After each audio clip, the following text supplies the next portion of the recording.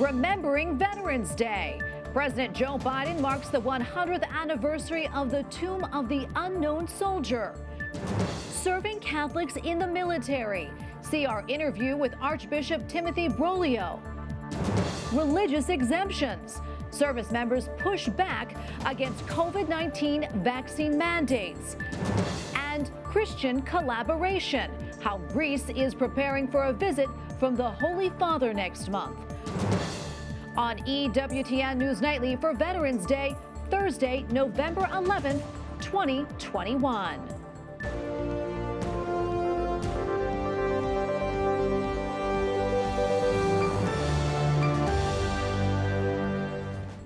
Thank you so much for being with us tonight on this Feast of St. Martin of Tours. I'm Tracy Sable. On this Veterans Day, we would like to thank all of Americans' veterans for their service to our country. President Joe Biden traveled to Arlington National Cemetery today to honor members of the military and thank vets for all they have done to protect the United States over the centuries. In a speech, the president said, "Our veterans represent the best of America." White House correspondent Owen Jensen reports. Owen.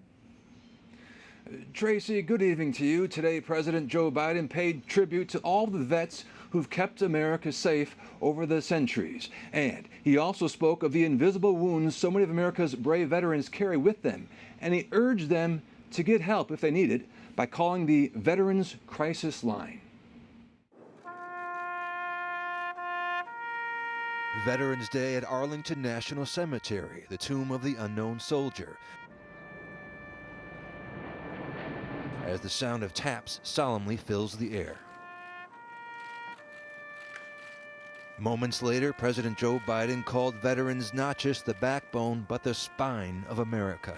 It's a badge of courage that unites across all ages, regardless of background, because to be a veteran is to have endured and survived challenges most Americans will never know.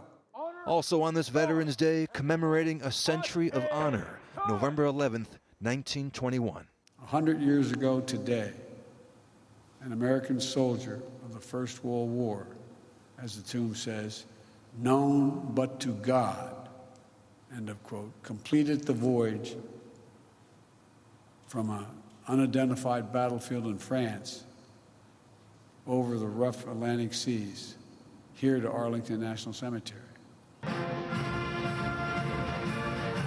And overseas in France, Vice President Kamala Harris and French President Emmanuel Macron taking part in a tribute to how both nations stood together during World War I, the Great War, battling and defeating Germany, peace finally arriving at the 11th hour of the 11th day of the 11th month. Now, in his speech today, the president also said his administration is working to help veterans exposed to toxic exposure, like burn pits, get the help they need faster. And regarding that Veterans Crisis Line, which I mentioned earlier in my report, it's there for friends and family and veterans who are struggling. You can call the number on your screen, 1-800-273-8255. Again, that number, 1-800-273-8255. At the White House, Owen Jensen, EWTN News Nightly. Well, the Archdiocese for the Military Services provides pastoral care to 1.8 million Catholics worldwide. This includes members of the Army, Navy, Air Force, Space Force, Coast Guard, and their families, as well as veterans in the 153 Veteran Affairs medical centers across the nation. And joining me now is Archbishop Timothy Broglio from the Archdiocese of the Military Services. Your Excellency, thank you so much for your time today. We appreciate it. As we set aside this day to honor our veterans for their service and their sacrifice, it can be a difficult day for some. Can you talk to us about that and how relying on their faith can help? Well, thank you, Tracy. Certainly, military service is obviously dangerous, but it also leaves traces that military people bring with them. There is that need for healing. That's certainly one of the things that the Archdiocese tries to do. Chaplains at the veterans hospitals. This is something we try to do in the communities where are still serving on active duty. Bring some of that closure and some of that healing that comes from the message of faith. I'm reminded a lot of people just here for the world, but also people have our and our sights set on eternal life. Your Excellency, can you talk to us about the pastoral care that the Archdiocese provides for our servicemen and women, and really how important that is for them? It's certainly essential because our men and women are assigned all over the world, sometimes in places where only available Catholic ministry to them is on the military post, and many other places where the only English language is also only available on the military installation. It's very important that the church care these our sons and daughters who come from all throughout the United States, and we expect that services that they would receive in their territorial diocese are also offered in archdiocese for military services. So that includes religious education, it includes the sacraments, includes services of the marriage tribunal if they're needed. So anything that we can offer in a regular diocese, we try to offer in the archdiocese for the military services. Difference being that we're spread throughout the world. And I'm also wondering, what would you like to say to our veterans, those brave men and women who've given so much for our country? Well, the first thing I think I would say would be an extreme message of profound gratitude, a heartfelt gratitude for the service that they have done so selflessly, and lessons also that others for themselves and offering that that tremendous service nation. I think I would also reach out a hand, let them know that help available, seek help if they need that help. We're aware of the fact that in addition to the physical needs that can be the result of being in a war, there are also spiritual, emotional, and psychological needs as well. So we want to reach out a hand regard as well. Well, Your Excellency, thank you so much for your time, and thank you so much for all that you do. We appreciate it. God bless you. Bless you too. Thank you very much for the opportunity to be with you this afternoon.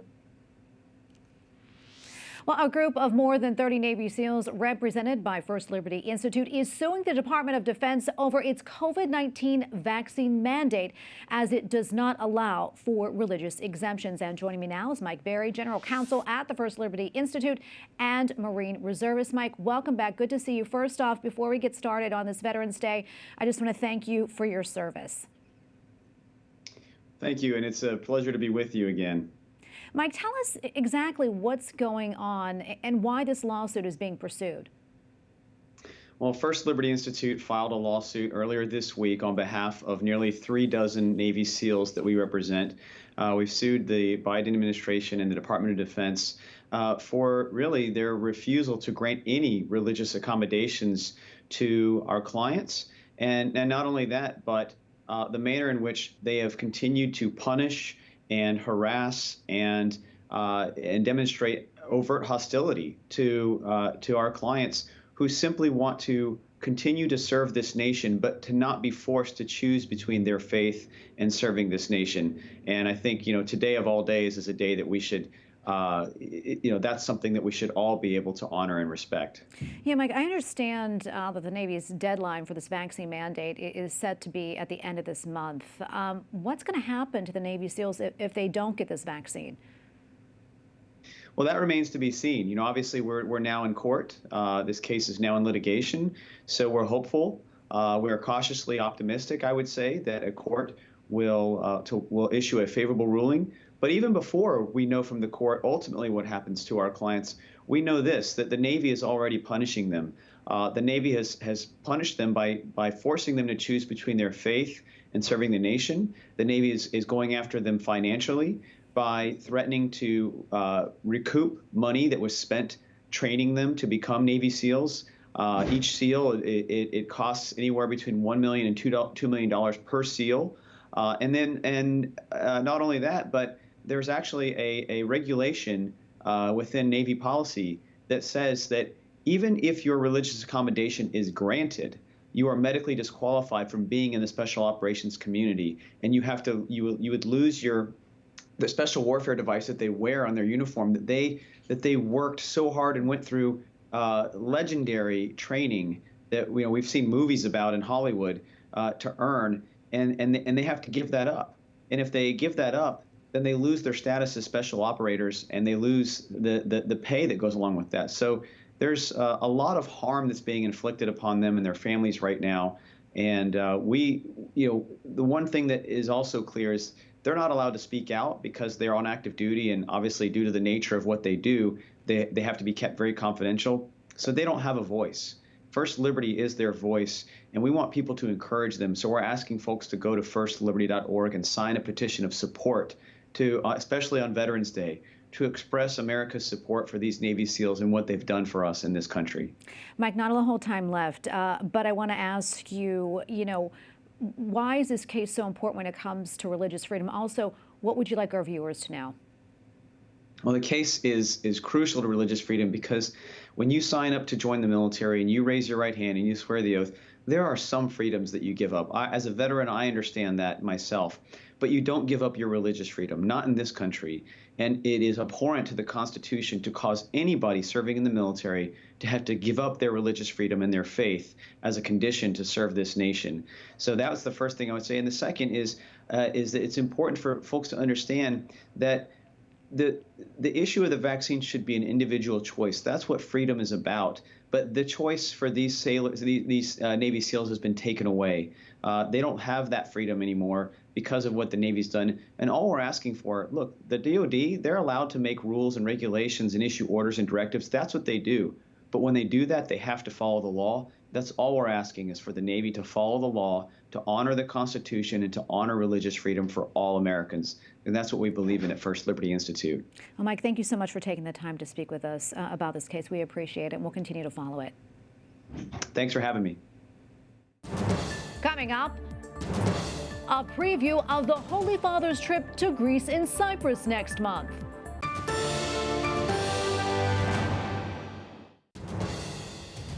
In civil war-torn central Myanmar, also known as Burma, the Catholic Cathedral of the Sacred Heart is once again caught in the crossfire. It was struck by government shelling Tuesday for the third time this year. Some 55,000 Catholics are at risk in the Diocese of Paekon, where military coup forces are battling local militias.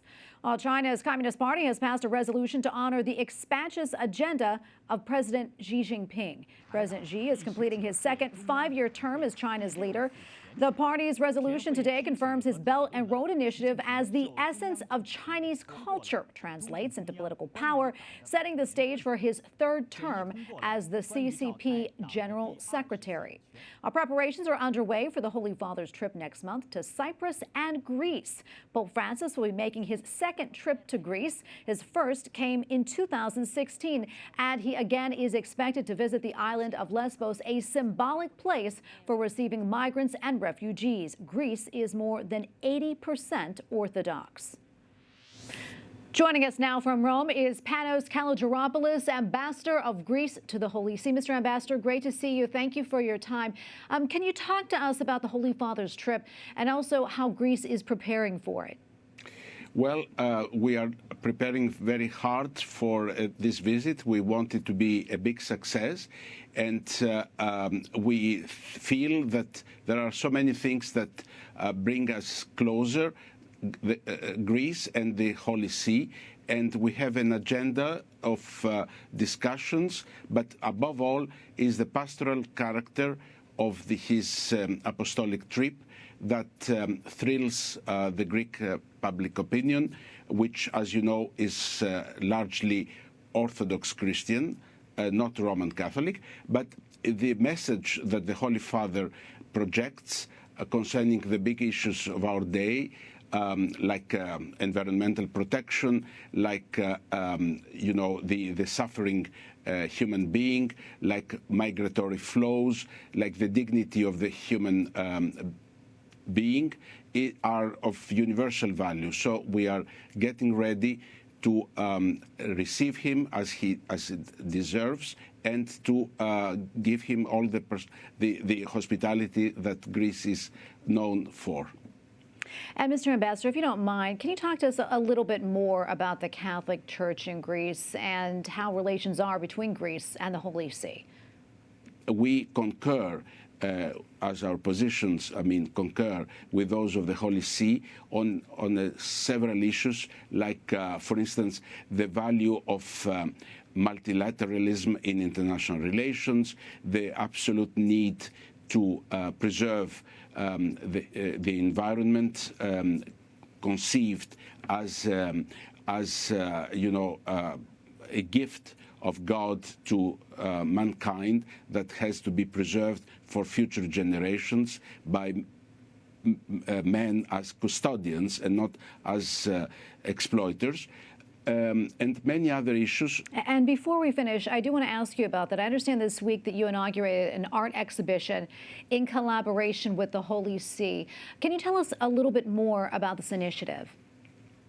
We thought of proposing to the Holy See a celebration, joint celebration of the first anniversary and also of the second anniversary through what? Art. Who can think of Rome and the Holy See separately from the artistic dimension? The Vatican is one of the guardians of Western art, and Greece, has the privilege of having formulated the origins of Western art. So what we chose as a subject is the representation of the human figure from the post-Byzantine art to modern day Greek painting. Mr. Ambassador, thank you for your time today. It was a pleasure speaking with you. Thank you so much for having me. Thank you. Up next, how two members of Congress rely on their Catholic faith in their work. And the Knights of Columbus is reaching out to those serving in the military. We'll explain.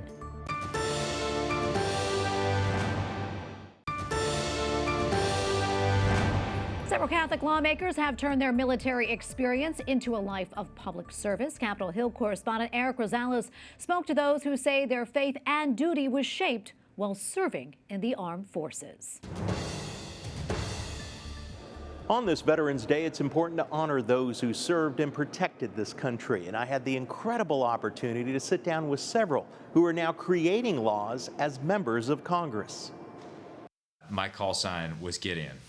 Congressman Mike Gallagher signed up to join the Marines the day of his college graduation, serving 2 tours in Iraq from 2006 to 2013, working in intelligence. Gallagher found special meaning in the Bible story of Gideon, a judge of Israel and an intelligence officer called by God. Gideon basically uses intelligence and psychological operations, right? He goes into the Midianites' camp, and the Midianites freak out, and they basically kill each other, and they win this great battle. And so for a Marine, that story is particularly compelling because the Marine Corps warfighting philosophy is all about how you can overcome numerical inferiority if you have better strategy and a quicker tempo of operations.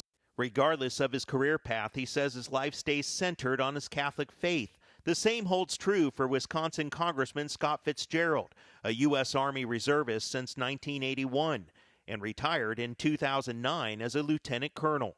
I think there's an overlap between public policy and kind of your faith, and certainly I think that carries through on a number of social issues. Life as a public servant is a family tradition, something he learned from his parents who always found time to volunteer at their local parish and help others.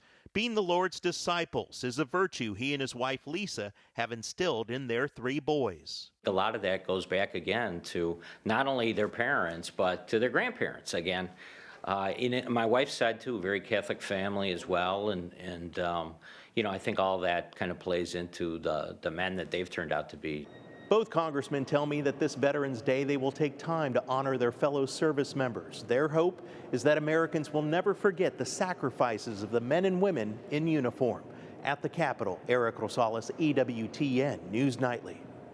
And finally tonight, the newest edition of Armed with the Faith has been delivered by the Knights of Columbus to the Military Archdiocese headquarters in Washington, D.C. Archbishop Timothy Broglio blessed the first 100,000 copies, which will be sent around the world to active duty U.S. military personnel. Its special design makes it safe and durable for those in frontline conditions. The Armed with the Faith prayer book has reached an estimated 600,000 U.S. service personnel since 2003. And joining me now is Patrick Kelly, Supreme Knight of the Knights of Columbus. Mr. Kelly, welcome back. Great to be with you. First off, I want to take the time to thank you for your service. I know that you served for 24 years. And if you don't mind, can you share just a little bit about your time in the Navy and also how your faith played a role? Yes, yes. Thank you for having me, Tracy. And I would say being in the military, I was in the Navy, was one of the best things I ever did. The opportunity to serve and to be with so many great people. There was a great sense of camaraderie there. And, you know, it actually led me to my work with the Knights of Columbus, I think, because of the ethos of the military is one of service and sacrifice. And that's really the same with the Knights of Columbus. Absolutely. And I also now want to get back to Armed with the Faith prayer book. Can you tell us a little bit more about that and also why the Knights of Columbus started the initiative? Yeah, well, this initiative, this prayer book, Armed with Faith, is something we've been doing since 2003. And what it does is it gives our military members deployed, it gives them a prayer book that they can keep in their pocket that has really wonderful Catholic prayers, but you know, the standard Catholic prayers, obviously, but also prayers that are very tailored to the strains and the stresses of life in the field and life in the military. So we just delivered a new edition, our 6th edition of this prayer book. We delivered 100,000 copies this week to Archbishop Broglio, the Archbishop for the Military Services.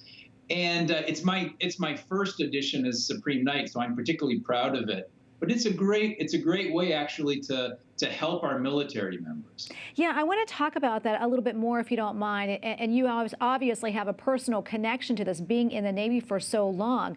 How do you think it will help servicemen and women strengthen their faith, and why is that so important? You know, when you're serving in the military, and I know this from personal experience, you can be very far from home. You can feel a great sense of loneliness. And so being shored up in your faith is really, really important. And so that's why we've produced this prayer book. You know, it's durable, so it's laminated. You can kind of bend the pages. And I know that a lot of military members actually carry it with them. They put it into their pockets. So it's really, it can hold up under damp conditions. And it really, I just think, is important to remember our service members and what they go through. They're very young often, and they're far from home, and they need that. They need chaplains, and they also need prayer, right, to help them get through everything that they're facing. They absolutely do. It's so important. I also want to talk about this documentary that you have by the same name. Can you tell us a little bit more about that and where we can watch it? Yeah, you can go to the Knights of Columbus website to watch it, kofc.org, and it really is. It's about the Knights of Columbus legacy of service in the military. We go back 100 years with this. We served members of the U.S. military and all allied forces in World War I. And my grandfather was a member of the Knights of Columbus, and he was in World War I.